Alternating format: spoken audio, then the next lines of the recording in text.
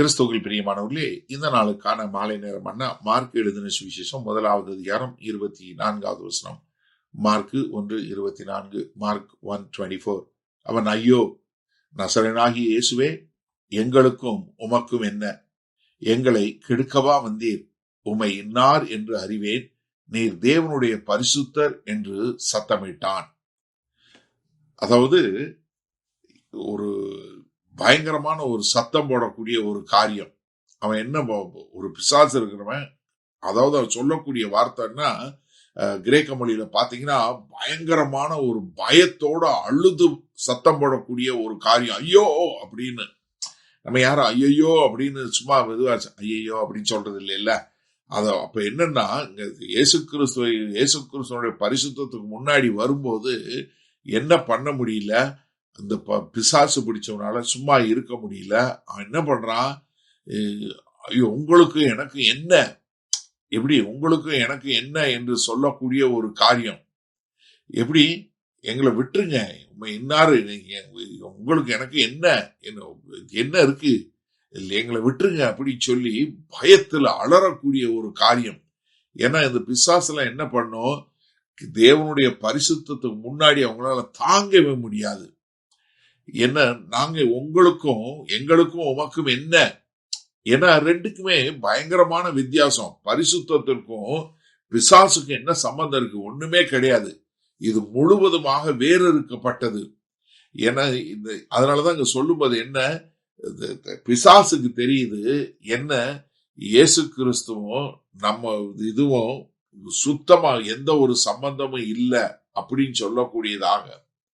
அப்ப சொல்லும்போது என்ன, நசரேயனாகிய இயேசுவே, அதாவது இயேசு கிறிஸ்துவனுடைய மனித தன்மையையும் பிசாசு அறிஞ்சு கொள்ளுது. நீங்க நல்லா கவனிங்க.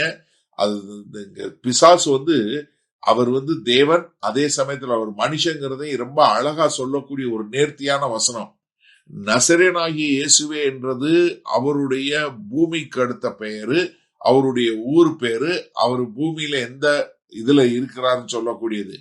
ஆனா நீங்க தேவனுடைய பரிசுத்தர் என்று சொல்லக்கூடிய, எனக்கு தேவனுடைய பரிசுத்தர் என்று சொல்லக்கூடிய காரியம் என்ன, அவருடைய தெய்வீக தன்மையை குறிக்கக்கூடியது.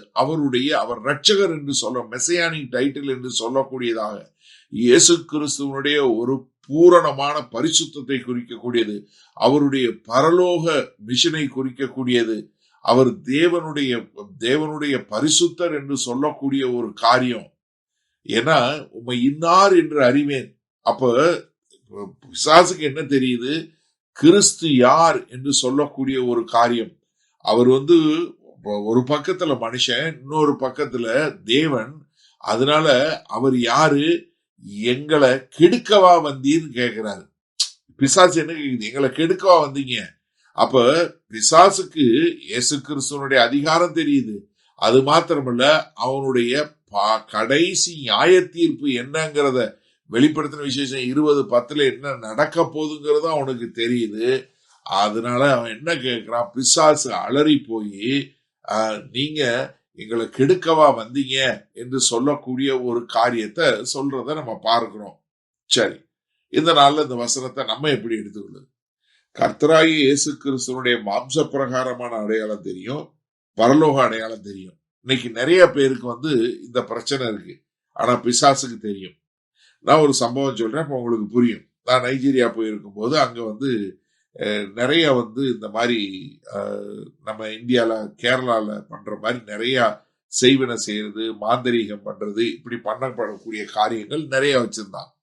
அப்ப அங்க சொல்லும் போது, நான் இருக்கும்போது ஒரு நாள் அவங்க சொன்னாங்க, இது இன்னைக்கு அமாவாசை, அதனால இன்னைக்கு நிறைய பிசாசு எல்லாம் இங்க இதுல இருக்கவங்க எல்லாம் லேகஸ்ல ஒரு பெரிய லேக் இருக்கு, அதுல நடப்பாங்க, இதெல்லாம் செய்வாங்க அப்படின்னு. அப்ப நான் சொன்னேன், நம்ம கிறிஸ்தவங்க நம்மள ஒண்ணும் பண்ணாது அப்படின்னு.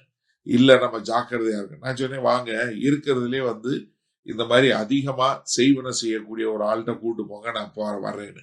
அப்ப அங்க போனோம். அப்ப அவங்ககிட்ட போய் சொல்லும்போது நான் சொன்னேன், ஒருத்தருக்கு செய்யணும்னு சொல்லி. அவர் பேர் என்னன்னு கேட்டார். நான் ஏப்ரஹாம் டேவிட் ஜான் என்னோட பேரை சொன்னேன். அவன் என்னென்னமோ 3-4 இதை திறந்து பார்த்துட்டு செய்ய முடியாதுன்னா. நான் சொன்னேன், உனக்கு டபுள் த காசு கொடுக்குறேன், நீ வாங்குறத விட நானா பண்ணணும் அப்படின்னு. நான் ரொம்ப தூரத்துல இருந்து வந்திருக்கேன்னு. அவன் மறுபடியும் எல்லாம் பண்ணி பார்த்து இல்ல பண்ண முடியாது. நான் சொன்னேன், என்ன காரணம்னு. இல்ல அவர் கிறிஸ்தவன், அவருக்கு பண்ணா என்னைய வந்து அடிக்கும் அப்படின்னு. நாம நீ எல்லாத்தையும் திறந்திருந்து பாக்குறிய, என்னத்தை பாக்குற அப்படின்னு. இல்ல அவங்க வந்து கிறிஸ்தவங்களா இருந்தா எனக்கு வந்து ஒரு சின்ன லைட் தெரியும், அப்ப எனக்கு தெரியும் அவங்களுக்கு ஒண்ணும் செய்ய முடியாது அப்படின்னு சொல்லக்கூடிய ஒரு காரியம். அடுத்து ஒரு நிமிஷம் கழிச்சு சொல்றான், நீங்க தானே அதுன்னு கேட்கிறான். யோசிச்சு பாருங்களேன், பிசாசுக்கு நீங்க யாருன்னு தெரியுங்க. அப்ப நமக்கு வந்து என்ன தெரியணும்னா, நம்மளுடைய அதிகாரம் நமக்கு தெரியணும்.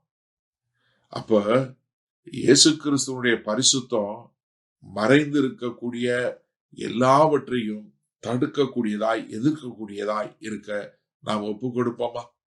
வல்ல பிதாவே, இதோ பிசாசுக்கு நீங்க தெய்வீக தன்மை கொண்டவர், மனுஷன் என்பது மாத்திரல்ல, எங்களை குறிச்சு தெரியும். ஆனா எங்களுக்கு உம்முடைய அதிகாரம் இருக்கு என்பதை, உம்முடைய பரிசுத்தத்தினால் நாங்கள் எதையும் மேற்கொள்ள முடியும் என்று வாழ எங்களை ஒப்புக் கொடுக்கிறோம். இயேசு கிறிஸ்துவின் மூலம் பிதாவே, ஆமேன். கர்த்தர் உங்களை ஆசீர்வதிப்பாராக. நாம் நாளை காலை தினசரி தியானத்துல சந்திப்போம். Good night.